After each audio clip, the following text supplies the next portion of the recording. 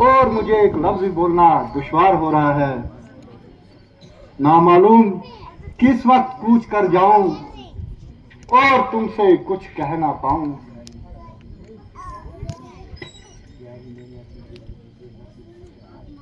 प्यारी, मैंने अपनी बेवकूफी से ना सिर्फ सत्यानाश किया बल्कि तुम्हारे नाजुक दिल को भी पाश पाश किया। तमाम उम्र इस जालिम की मोहब्बत का दम भरता रहा और तुम्हारी तरफ नापरस्ती करता रहा। चनाचा मैंने अपनी नापरस्ती का फल पाया। रामनाथ, आप ये कैसे शब्द अपने मुंह से निकाल रहे हैं और मुझको क्यों पापों के घड़े में डाल रहे हैं? आपका दर्जा मेरे लिए ईश्वर के समान है। अब वो कब निकलेगा? चुप कर।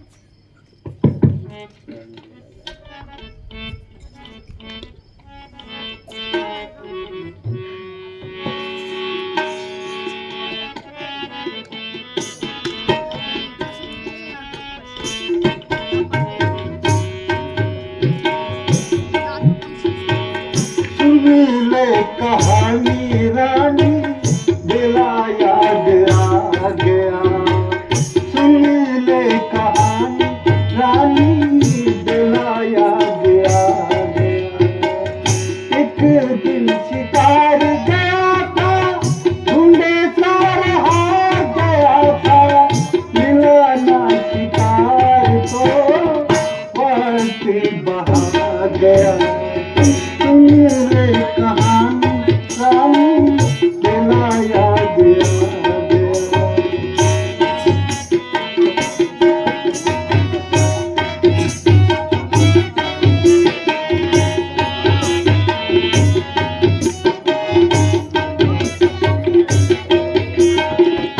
अंधी अंधे को देखा, शर्वम था उनका जाया। करता था उनकी सेवा, दिल को बहा गया। सुन ले कहानी रानी दिला याद आ गया।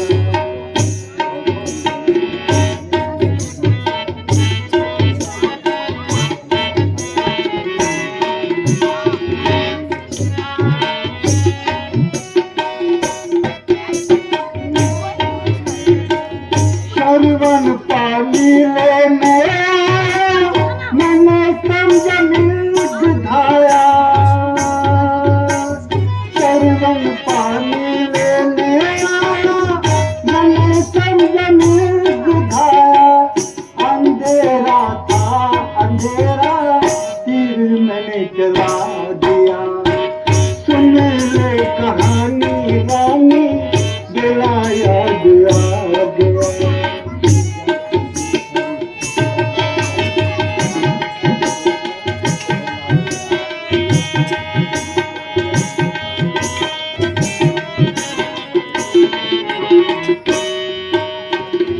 तीर जा लगा सीने में, शर्वण दर्द से कर लाया। तीर जा लगा सीने में, शर्वण दर्द से कर लाया। अंग अंग तोड़ गया, दिला याद आ गया। सुन ले कहानी रानी दिला याद आ गया। सुन ले कहानी रानी दिला याद आ गया।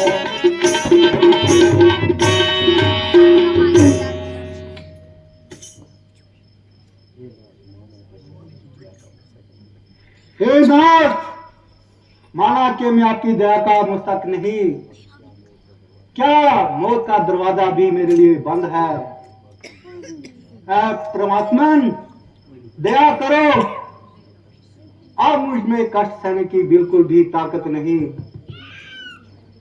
आप ज्यादा ना सताओ और जल्द ही इस पाप भूमि से उठाओ। ओ जालिम ककई, पति को डसने वाली नागिन, अब तो तेरा कलेजा ठंडा हो गया। अरे बेवफा, तूने मेरी नाबदारियों का खूब बदला दिया। ओ बेरहम ककई, मेरी तो अब इस दुनिया से कूच की तैयारी है। पर याद रख, मिटाया तूने मेरा नाम निशान। अरे जालिम, मिटेगी एक दिन तू भी मेरा नाम वंश होकर। अफसोस, 4 बेटों के होते हुए आखिरी वक्त में एक पास नहीं जिसको सीने से लगा सकूं और शांति से प्राण त्याग दूं।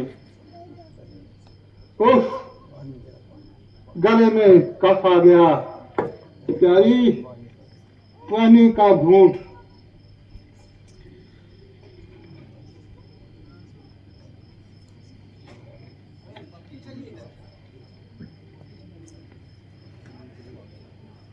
महारानी जी, गुरु जी वापिस आ गए हैं। अरे जल्दी जाओ और गुरु जी को मेरे पास लाओ।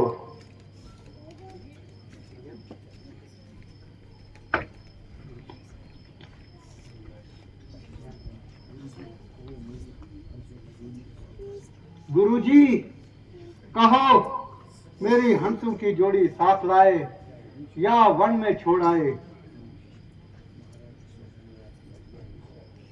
महाराज, जिस वक्त मैं आपकी आज्ञा अनुसार उनके साथ गया तो उन्होंने कहा कि आप उन्हें धर्म से धराकर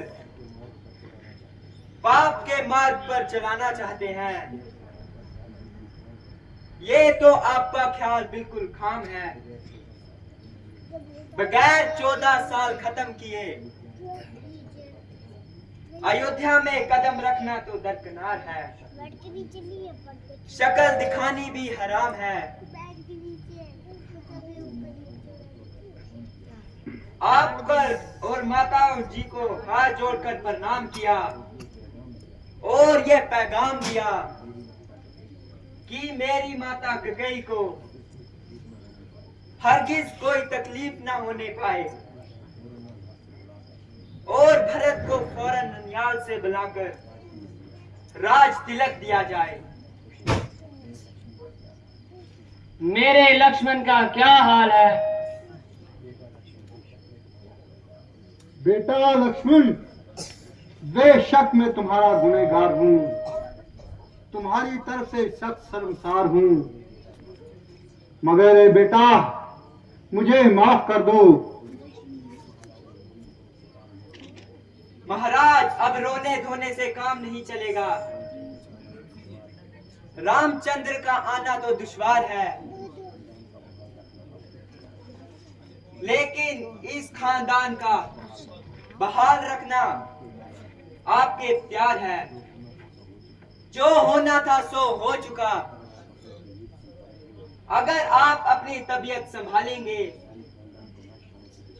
तो सारे खानदान को नष्ट होने से बचाएंगे।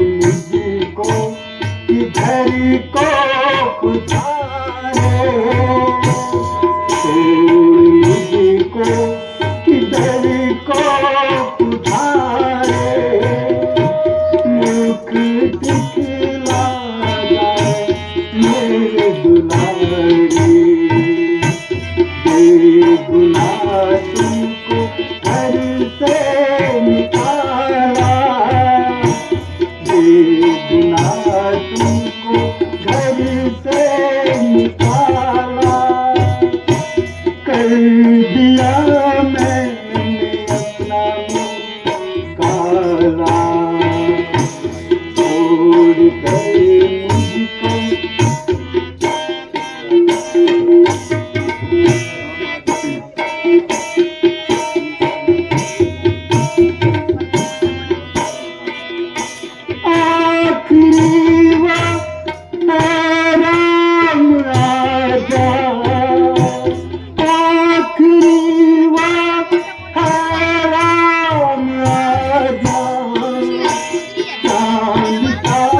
अपना दिखा जा, मिल सकूंगा न फिर है प्यारे, मिल सकूंगा न फिर है प्यारे, मुख दिखला है दुलारी।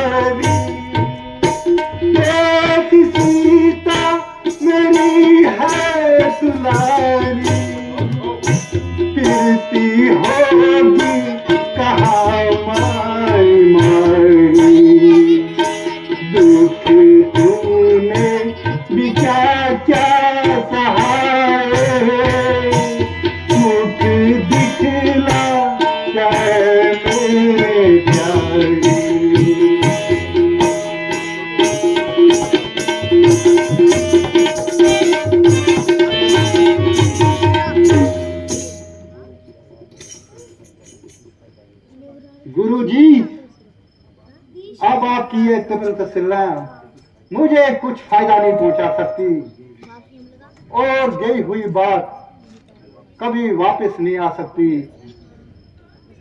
कर्म की गति प्रबल है, और ये सब अपने कर्मों का फल है। किसी पर क्या अफसोस, केवल अपने प्रारब्ध का ही दोष है। अच्छा, अब अपना काम संभालो और मेरे रास्ते में रुकावट ना डालो। प्यारे राम, मुझे माफ करो। बेटा लक्ष्मण, मेरी तरफ से तबीयत साफ करो। प्यारी कुशल्या, तुम धन्य हो, क्यों बावजूद इस कदर कष्ट सहने के मुझसे प्रसन्न हो। प्यारी, मैंने जान लिया, एक अंधे ऋषि की बददुआ से ये मेरी हालत हो गई। एक दफा का जिक्र है, मैं शिकार की गरज से सरजू नदी के किनारे गया हुआ था,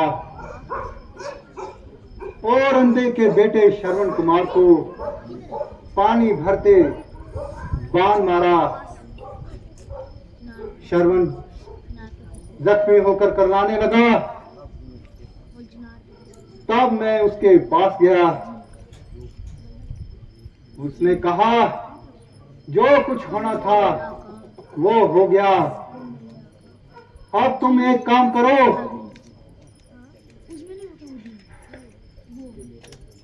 कि मेरे अंधे माता पिता इसी जंगल में बैठे हैं, उनको बहुत प्यास लगी है, और तुम जाओ उनको पानी पिला देना और मेरा सारा हाल सुना देना। जब मैं पानी का करमंडल भरकर श्रवण के माता पिता के पास गया,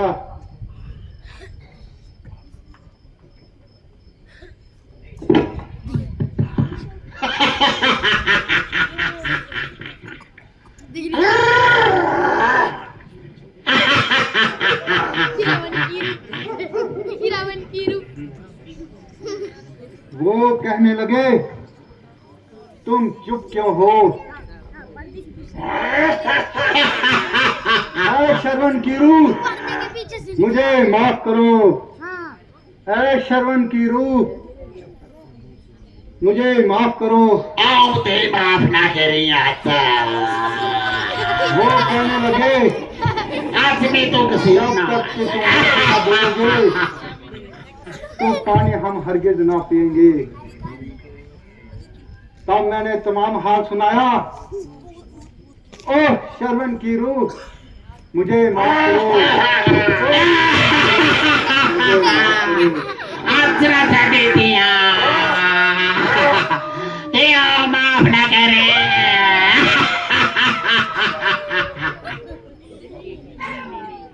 तब उन्होंने बददुआ दी कि जैसे हम अपने बेटे की जुदाई में मरते हैं इसी तरह तू भी देखा अभी इसके ऊपर गिरेगा। मरना है। राम है राम।